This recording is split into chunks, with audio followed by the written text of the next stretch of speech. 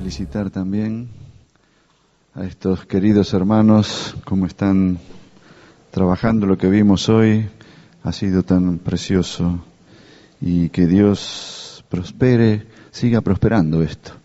Vi algunos que salieron de la calle y los veo hoy trabajando con los de la calle, y eso es tan precioso, ¿no? Ayer mi tarea sería capacitación, pero en lo espiritual. Y ayer compartimos algo, rápidamente les digo, ¿por qué no se escucha la gente? Y era por qué lo escuchaba Jesús. ¿Por qué la gente lo escuchaba Jesús? Y dijimos algunas cosas y otras más que no dijimos. Pero entre las que dijimos, la razón mayor era porque Él revelaba al Padre. Entonces, revelar a Cristo es nuestra tarea. La otra, por nuestros sufrimientos y sacrificios. Jesús era varón de dolores, experimentado en quebrantos. Las pruebas, los conflictos no pasan desapercibidos, y la gente nota cuando alguien ha padecido porque comprende más. Es otra persona. Después, por el carácter, Jesús era lo que Él decía. Él no decía yo digo la verdad, Él decía yo soy la verdad. Y eso atraía a la gente. Él era único en esto. Nadie se atrevió a decir yo soy el camino, yo soy la verdad. ¿Qué más decía? Yo soy la resurrección, yo soy la vida. ¿Qué más? Yo soy el pan de vida, yo soy el agua de vida. Dios es amor, Dios no ama, es. Entonces, esto es la integridad que impacta a la gente. ¿Por qué lo escuchaba la gente? Porque también tenía compasión. Y habíamos dicho que compasión no solamente es tener lástima, no es tener lástima. Compasión es bajarse al nivel de la gente y traerle solución. Y esto hacía Jesús. También, ¿por qué le escuchaba a la gente? Porque se movían los carismas. Poder salía de Él. Y todos los que lo tocaron quedaron sanos. Qué tremendo, ¿no? No era una cosa. ¿Por qué más lo escuchaba la gente? Por la trayectoria. Lo conocían. Dice, ¿hay alguno que me inculpa de pecado, que me señala algo? La trayectoria impacta a la gente, una trayectoria coherente. ¿Por qué más Jesús impactaba a la gente y lo quería escuchar? Porque Él decía, vengan a mí, porque soy manso y humilde. Esto impacta a la gente. Pueden venir a mí. Soy manso y humilde. Y tenía después habilidad para delegar y para planificar. Él organizaba y él era un estratega. Y si uno analiza, vamos a ver cómo él usaba las estrategias. Eso compartimos ayer. Queremos ver a Jesús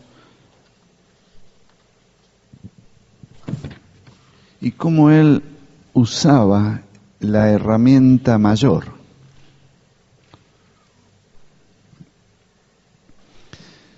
Los obreros tienen que aprender a usar como Jesús la herramienta mayor. La herramienta mayor de Jesús fue la oración.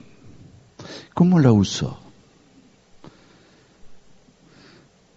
Y vamos a ver solamente un evangelio. Cómo el evangelio de Lucas muestra algunos acontecimientos de oración en la vida de Jesús que mostraron cómo es que Él cómo la usaba Él a esta gran arma que era la oración. En Lucas, vamos a usar el Evangelio de Lucas y lo tenemos abierto. En Lucas, capítulo 3. En el comienzo de su ministerio, cuando Jesús comienza su ministerio, miren cómo lo comienza. Versículo 21. Aconteció que cuando todo el pueblo se bautizaba, también Jesús fue bautizado, y mientras oraba, el cielo se abrió y descendió el Espíritu Santo sobre él en forma corporal como paloma, y vino una voz del cielo que decía: Tú eres mi Hijo amado, en ti tengo complacencia. El ministerio de Jesús comienza con oración. Mientras oraba, los cielos se abren. Nosotros no podemos ir a la obra sin que estas cosas ocurran. Las personas que están en la obra tienen que comenzar con la oración. Es la gran arma nuestra en la obra. Los cielos se abren porque uno trabaja para el cielo, no trabaja para nadie. Por eso, todo lo que va a venir tiene que venir de ahí. Lo que no viene de ahí se termina, pero lo que viene de ahí permanece para siempre. El Espíritu desciende. Y es lo que necesitamos que toque a la gente. La oración trae el Espíritu Santo. Y ustedes que trabajan sobre niños, los niños son más espirituales que los mayores. Porque los niños son todo espíritu. Y captan cuando alguien tiene espíritu y es atrapado y atraído. La promesa del Espíritu Santo en Pentecostés, Jesús prometió, pero no fue suficiente la promesa, fue suficiente después de 10 días de oración. Pasaron 10 días y después esa promesa aparece. O sea, la oración también produce estas cosas.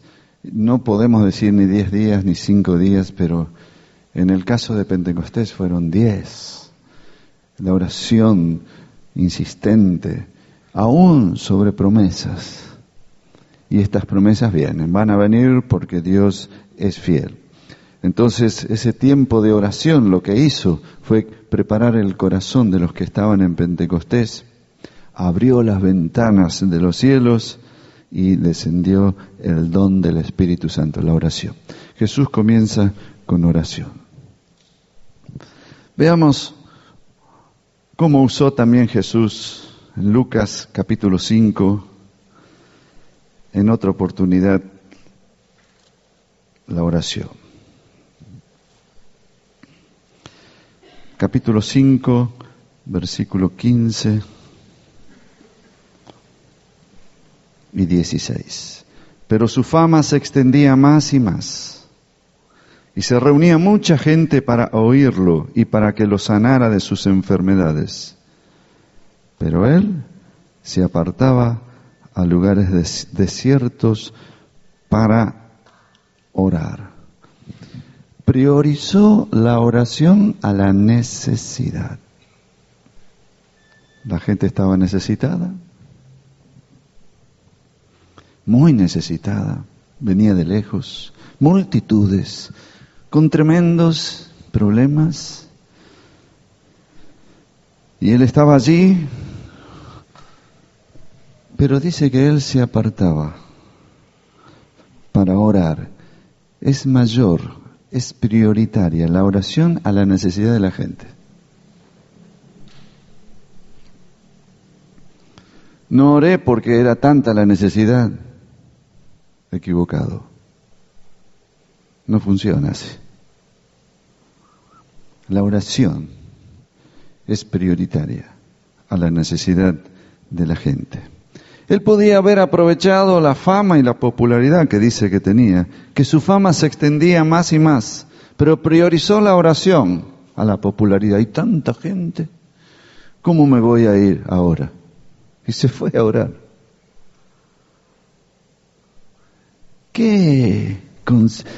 Había algo ahí que él entendía, que a veces nos cuesta entender lo que es la oración, la vida de oración. La vida de oración es más importante que la obra.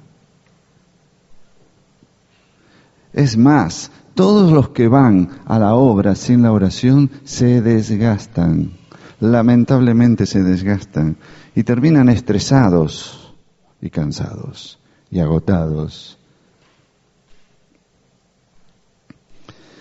Jesús conoce esto, sabe esto, priorizó su fama y popularidad. La gente necesitaba oír las palabras de Él. Las palabras de Él traían vida. Mis palabras son espíritu y son vida. Pero Él priorizó la oración a las palabras. Se fue a orar. Y antes que tantos enfermos, las personas que estaban allí, se fue a orar. Qué importante la oración, ¿eh? No nos movamos sin la oración, no movamos un dedo. Y tengamos cuidado de que no pese más o la fama o la popularidad o lo que hemos preparado a la oración. O la necesidad de la gente, pobre gente. Es más importante la oración para Jesús.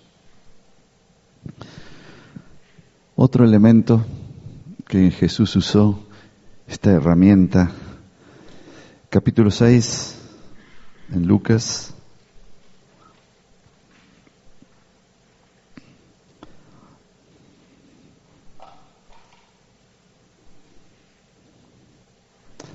Versículo 12 y 13. En aquellos días, Él fue al monte a orar y pasó la noche orando. Cuando llegó el día, llamó a sus discípulos y escogió a 12 de ellos, a los cuales también llamó apóstoles.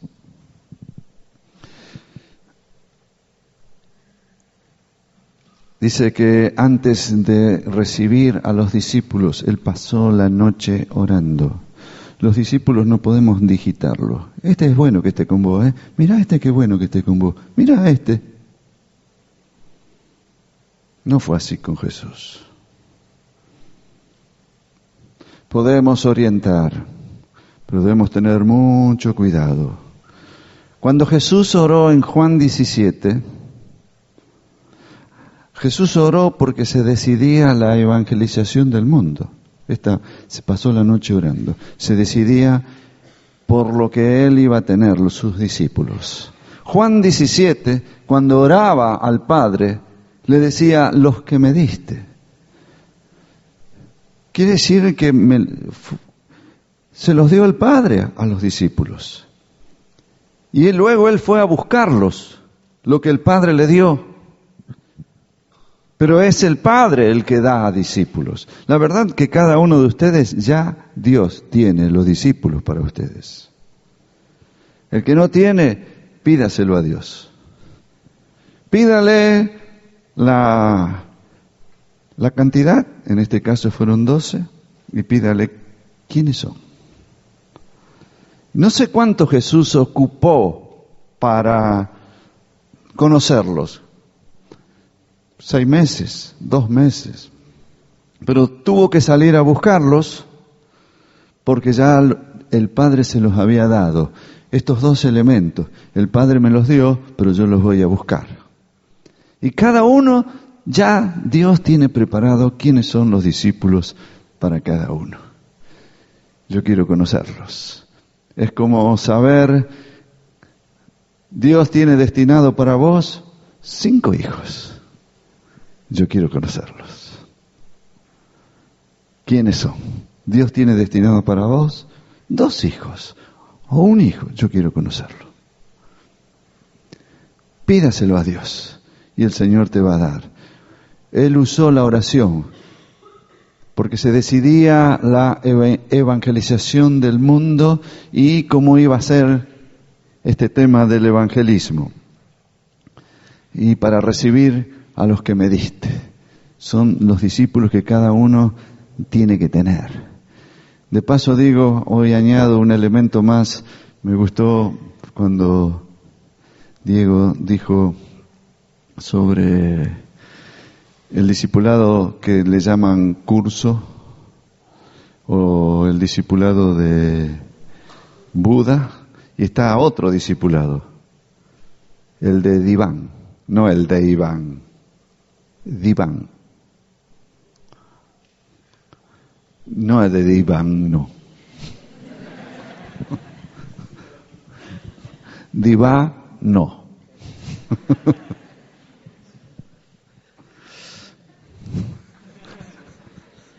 ¿Qué va a hacer?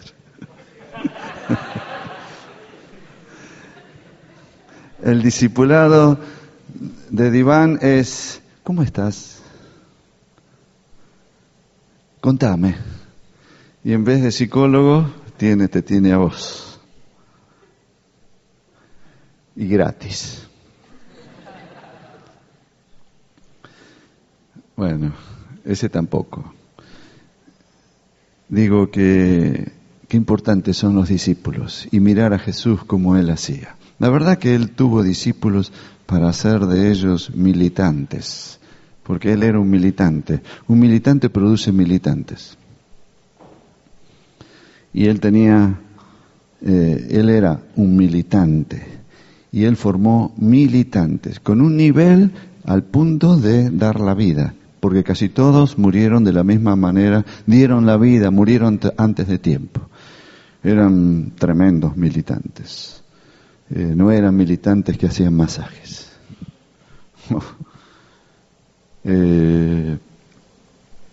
Usó la oración. ¿Dónde más usó la oración? Esta herramienta. La usó cuando comenzó su ministerio, la priorizó a la necesidad de la gente para recibir a los discípulos. Capítulo 9. ¿Dónde más?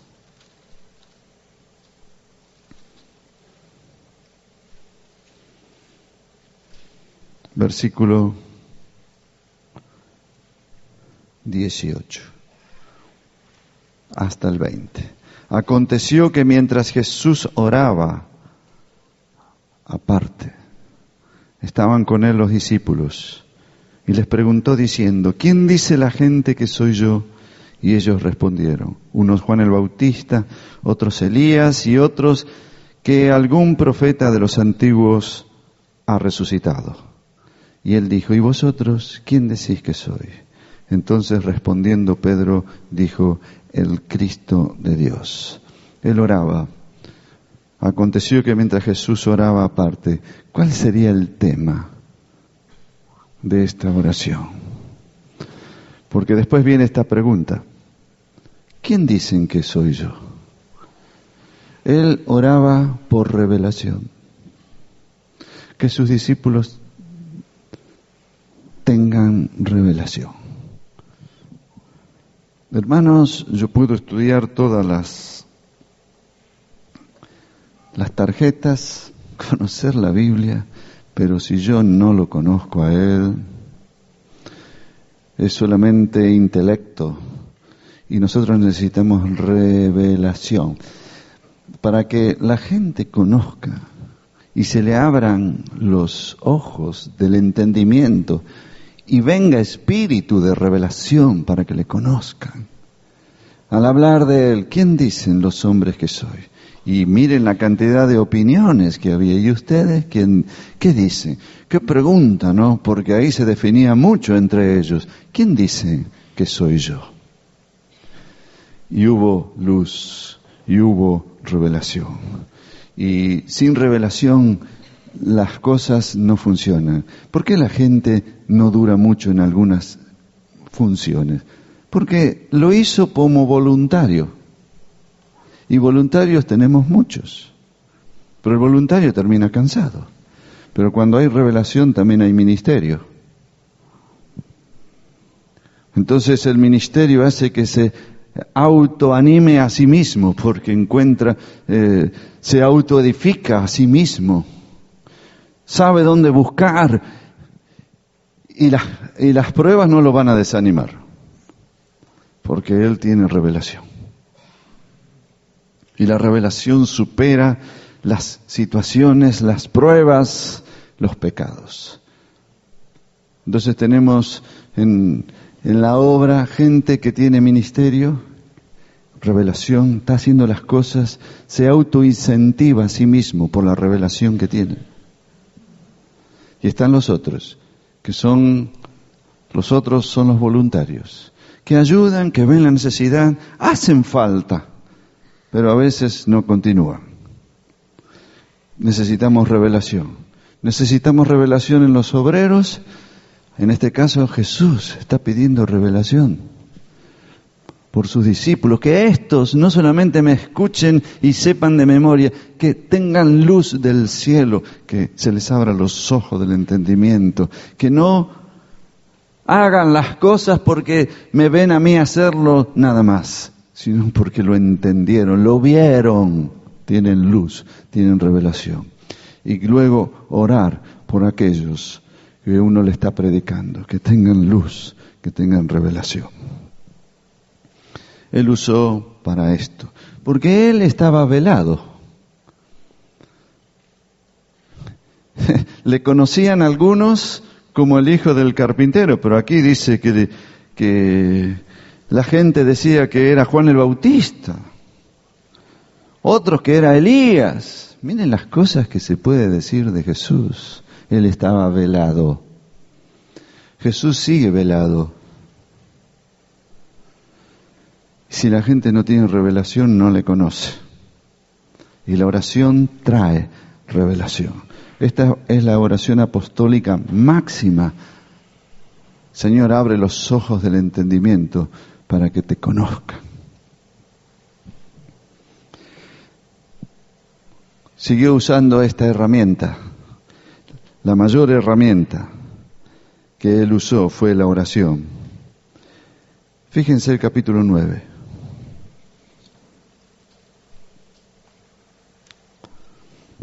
También, versículo 28. Como 8 días después. Vamos al 11, primero, al 11.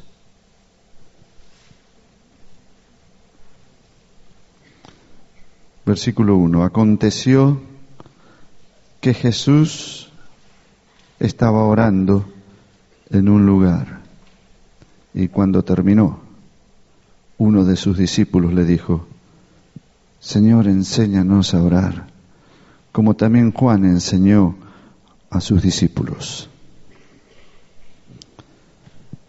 Él no les dijo que oraran. Fueron sus discípulos que le dijeron: enséñanos a orar. Nosotros tenemos que ser primero líderes, obreros, líderes de oración. La oración tiene que ser, lo vemos como ora aquella persona, yo quiero orar como él.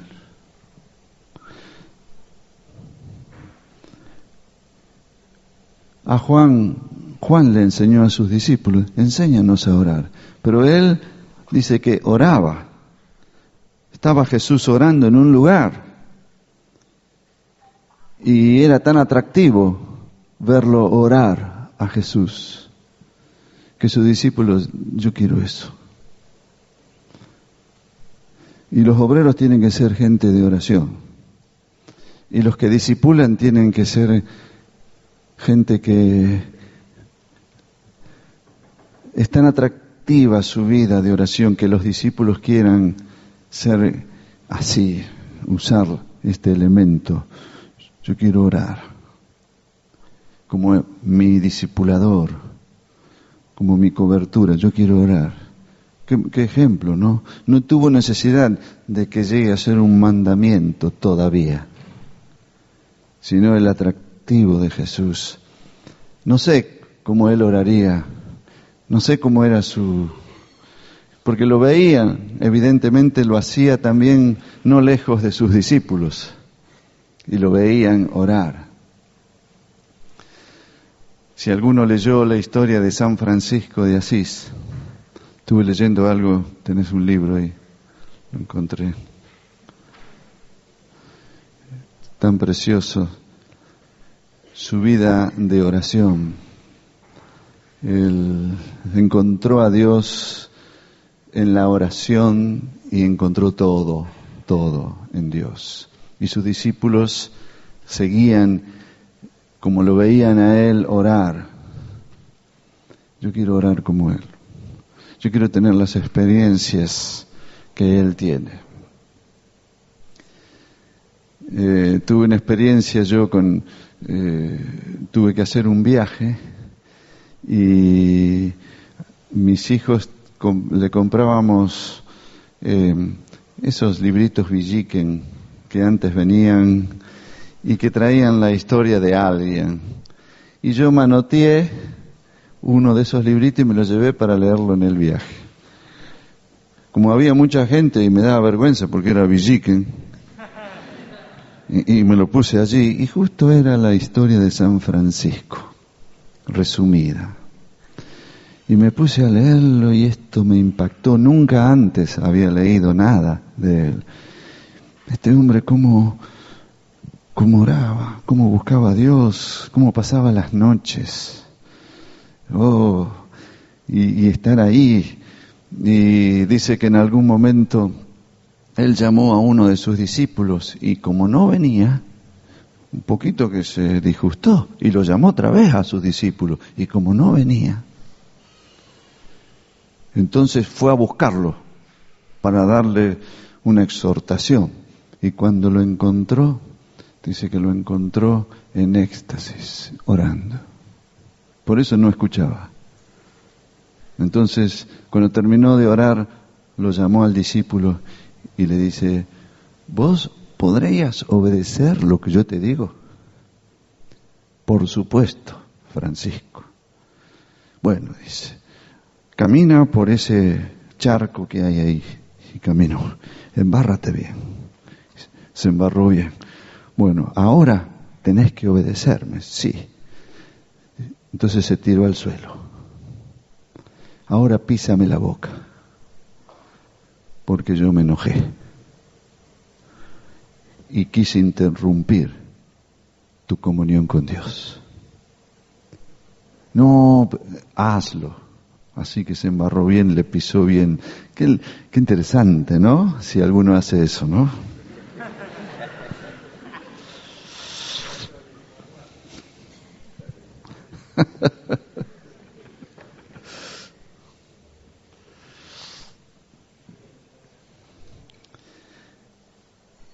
Y estaba ahí con ese librito ahí, y cuando llegué del viaje lo terminé, al librito. Y los hermanos que me esperaban me dijeron, bueno hermano, queremos pedirle perdón porque ese lugar planificado donde usted íbamos a tener el retiro no lo pudimos conseguir.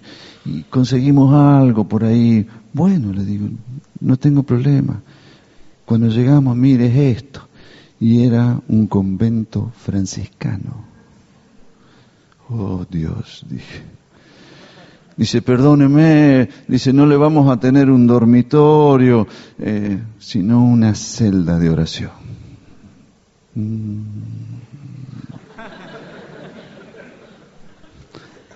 Yo sentía que Dios me estaba hablando. Es verdad. Me metieron en una celda, era una celda, un catrecito, sencillo, una mesita, y listo. Un lugar para orar. Qué tremenda la oración. Ojalá la gente que está con vos quiera seguir el modelo de oración que tenés. Lo vieron a Jesús, era tan atractivo, querían eso. ¿De qué más? Ahora sí,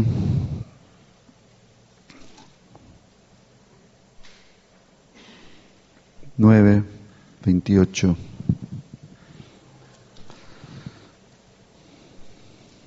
Cómo Jesús usaba la oración. Qué experiencias tenía Jesús, ¿eh?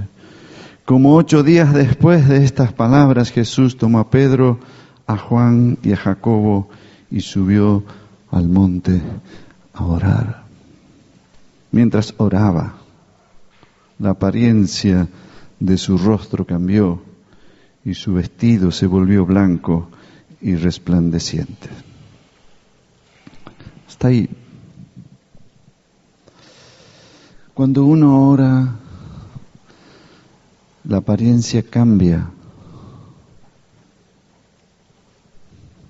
En el caso de Jesús hubo una transfiguración, pero aquí hay algo que ocurre. Cuando uno ora, la apariencia tuya cambia.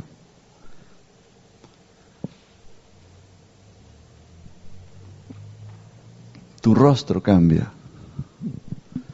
El rostro de las personas que no oran son rostros duros, preocupados, afanosos. El rostro de las personas que oran son rostros relajados en Dios, tranquilos. Los rostros de las personas que oran necesitan maquillarlo para cambiarle la apariencia.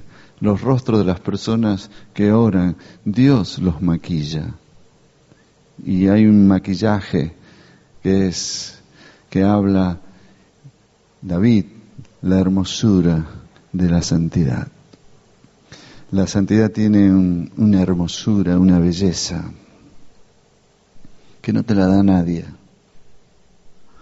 Y no digo que no podamos maquillarnos, no, pero que no te falte esto. Hay un cambio de apariencia en la gente que ora. No lo vas a notar. Moisés estuvo 40 días allí en el monte. También su rostro le resplandeció, cambió su apariencia, pero él no se daba cuenta. Las personas que no oran son personas de rostros preocupados, afanados. Las personas que oran tienen rostros tranquilos y se nota. Y llevan paz. Su apariencia lleva paz.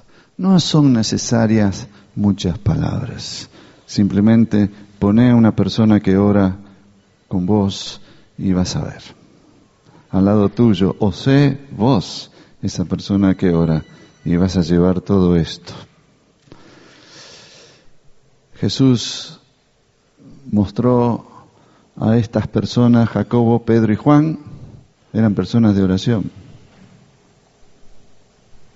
Juan fue el que escribió Apocalipsis. Él podía orar en esas visiones. Pedro, hombre de oración, tuvo en Pentecostés, tuvo más importancia la oración que el almuerzo. A las 12 del mediodía, justo a esa hora se fue a orar. Hay que irse a orar a esa hora, ¿eh? Y entró en éxtasis. ¿Recuerdan cuando baja el lienzo? Hay que entrar en éxtasis a las 1 del mediodía, ¿eh? Alguno entra en otro éxtasis. Hombres entrenados, y Jacobo fue el primer mártir. La apariencia cambia. Cambia todo el sentido de valores cuando uno descubre esto. La oración y el placer de la oración. No ya como algo que hay que hacerlo, disciplina. No está planteada así como disciplina. La oración está planteada como lo más placentero que hay. Le dije a un hermano que estaba mal. Le digo, ¿qué te pasa? Y estoy mal, ¿querés que hablemos? Bueno, le digo, pero antes de hablar la semana que viene, vos podés hacerme el favor, ayunar, y mientras ayunás, tenés tiempos de oración. Bueno, la otra semana estaba con mi hermano, su apariencia había cambiado, su rostro cambió, y le digo, bueno, contame tus problemas. No, dice, ya no tengo.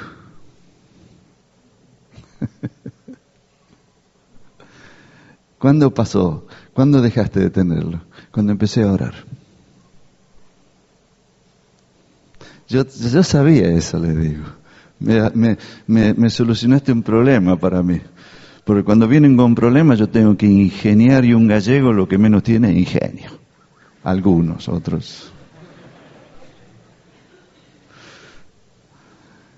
Y es así.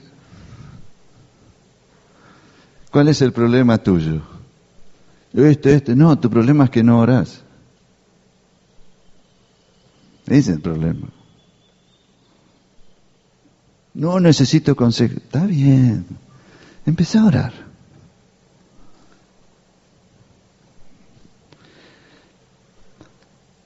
Se transfiguró y cambió la apariencia de su rostro. ¿De qué otra manera usó la oración? Capítulo 22.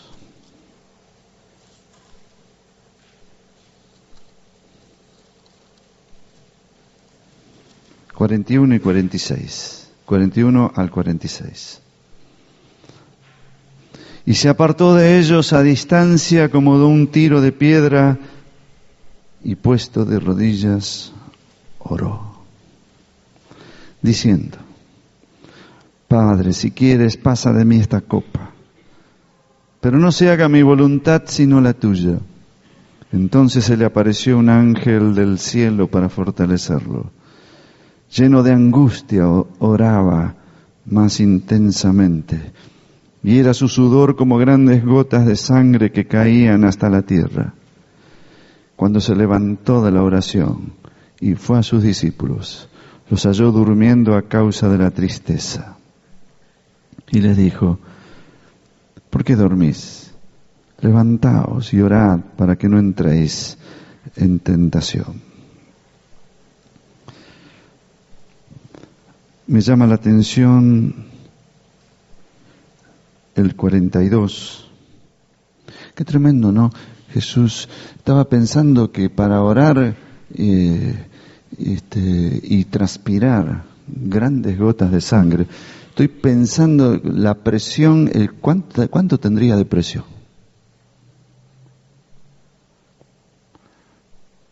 Los que son hipertensos están siempre pensando, ¿cuánto tendré ahora?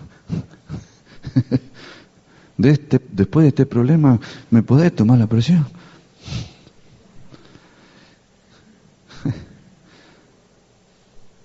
Supuestamente tendría, no sé, tuvo hemorragias.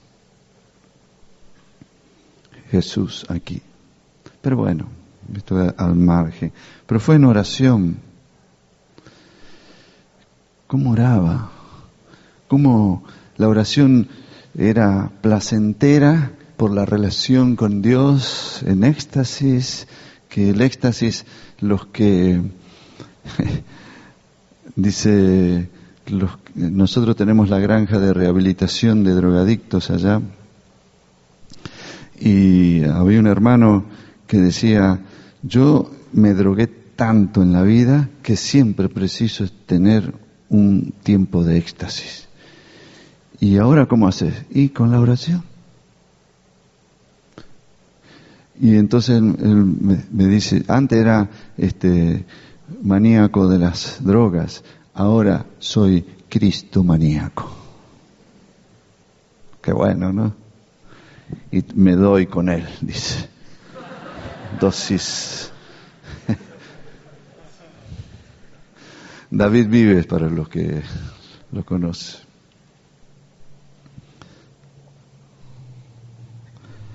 Pero el versículo 42, orando, Jesús dice, Padre, si quieres, pasa de mí esta copa, pero no se haga mi voluntad, sino la tuya.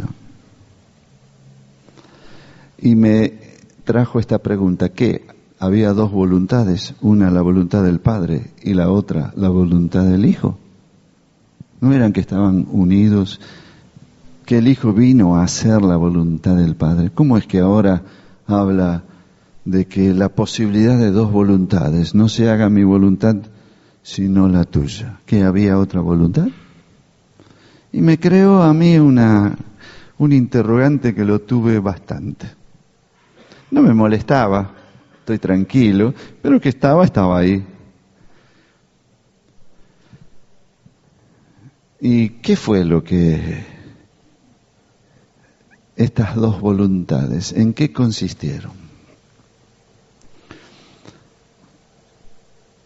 Creo que Jesús eternamente tuvo esta relación con el Padre, tan tremenda, y el Espíritu Santo, tan tremenda. Pero lo que venía iba a ser algo que en la eternidad era la primera vez que iba a ocurrir. Y era, el Padre lo iba a abandonar.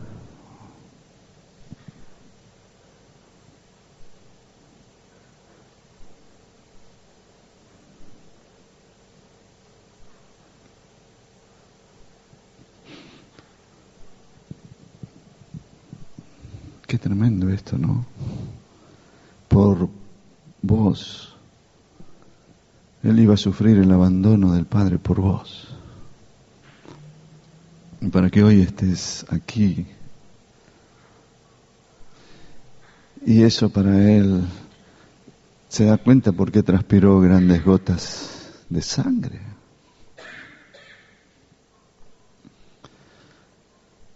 Le costó sufrir esto. Por eso Él dijo, no se haga mi voluntad. Pero aún ahí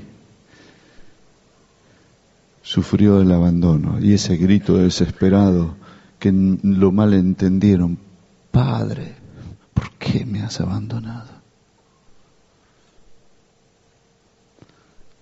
Es la crisis mayor en la eternidad. No hubo otra parecida, ni la habrá.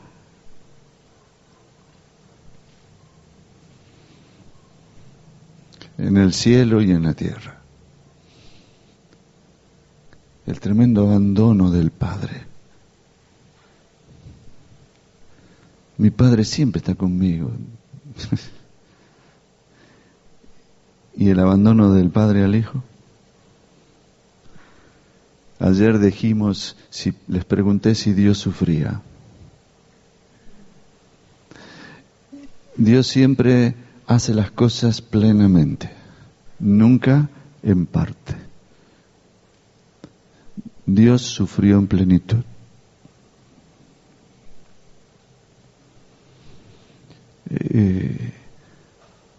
Esto fue en oración.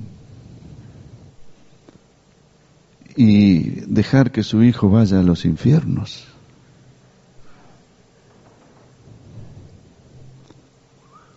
Esto fue algo muy tremendo. El abandono significa también el lugar de perdición. Y cuando llega a los infiernos, Satanás dice uno más, como el primer Adán, el segundo también. Pero el Padre, por eso Pablo habla justificado en espíritu.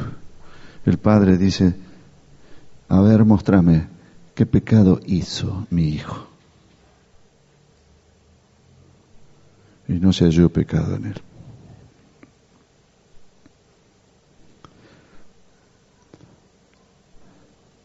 Y el Padre lo levantó. Pero estaba destruido. Y cuando lo lo levantó. Irreconocible como estaba el hijo. Y cuando entraba en los cielos, proféticamente David lo ve. Y dice, ¿quién es este? Alzad puertas vuestras cabezas y entrará el Rey de Gloria. Pero de ahí preguntaron, ¿y quién es este? Este es Jehová, el fuerte, el poderoso en batalla. Alzad puertas vuestras cabezas y entrará el Rey de Gloria.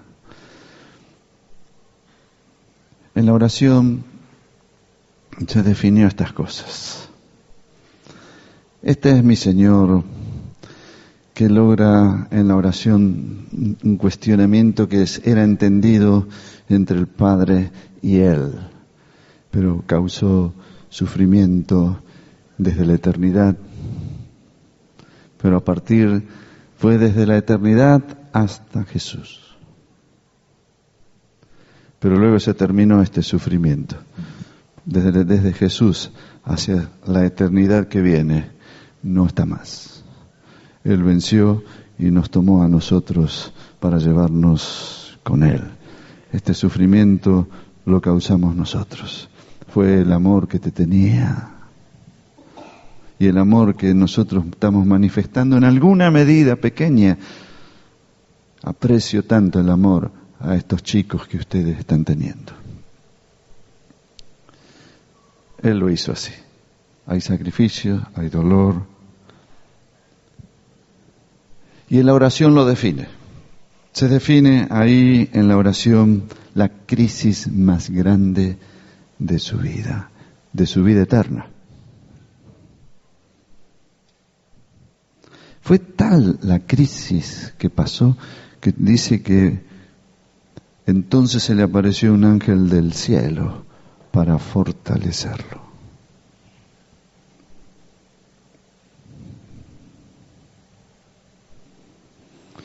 Qué desilusión, que dice, cuando se levantó de la oración y fue a sus discípulos, los halló durmiendo.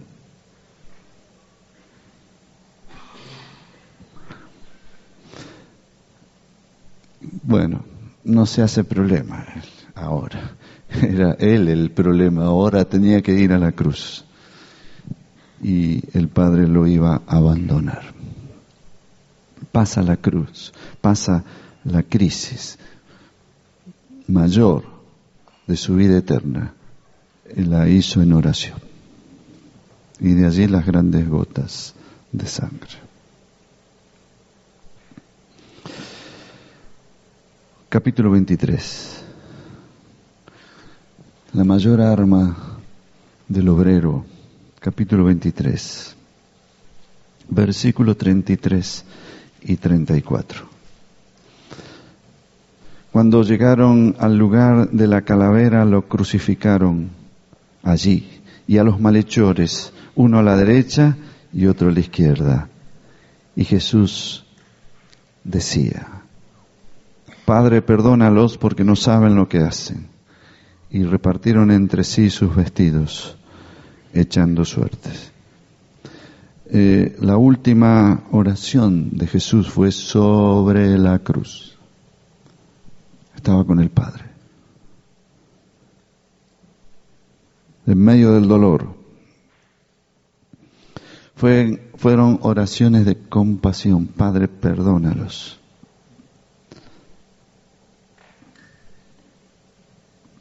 Y después ustedes saben que en esa oración Él le dice al Padre, a ti encomiendo mi espíritu.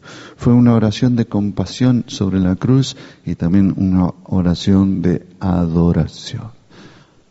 A ti encomiendo mi espíritu.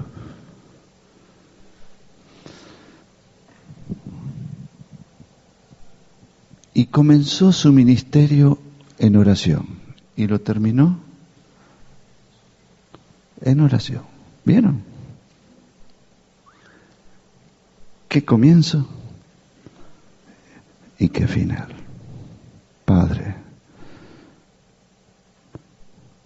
recibimos la gracia de la oración como un don tuyo. Lo recibimos ahora.